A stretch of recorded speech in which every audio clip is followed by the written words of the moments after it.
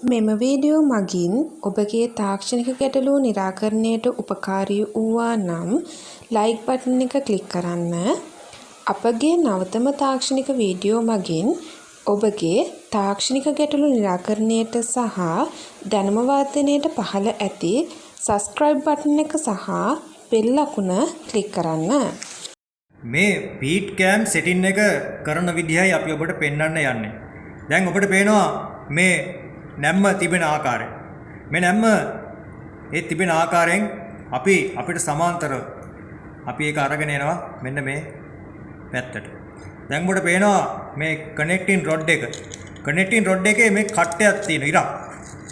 මේ ඉර මේ කෑම් එකේ ඇනේට සමාන්තරව එක කෙලින් හරියටම තියෙන්න ඕනේ. ඒක තමයි නිවැරදිවම අපි මේ පීඩ්‍රොක් එක කෑම් එක ඇඩ්ජස්ට් කරන ක්‍රමය. දැන් ඔබට පේනවා මේකේ මේ ඇනේ දැන් තියෙන්නේ උඩ. ඔබට මේ පේන්නේ මේ ඇනේ උඩ ප්‍රමාණය තමයි රැඳිලා තියෙන්නේ. ඒ නිසා අපි මේක පාත් කරගන්න ඕනේ මෙන්න මේ ඉරට සමාන්තරව හරි කෙලින් හිටින්න. අපි මේ ඇනේ තරමක් හිමින් බුරුල් කරලා ආම් ෂාෆ්ට් එක ඉහළට කරකවලා මේ ඇනේ කෙලින් කනෙක්ටින් රොඩ් එකේ අර අපි පෙන්නපු ඉර හරි කෙලින් තියලා මේ ඇනේට කෙලින් මේ ඇනේ තද කරගන්න. මේ ඉරට කෙලින් දැන් මේ ඇනේ තියෙන ආකාරය ඔබට පේනවා.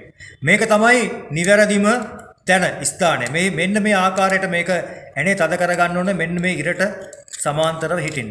ඒ තමයි අපි මේක ඇඩ්ජස්ට් කරගන්න විදිහ.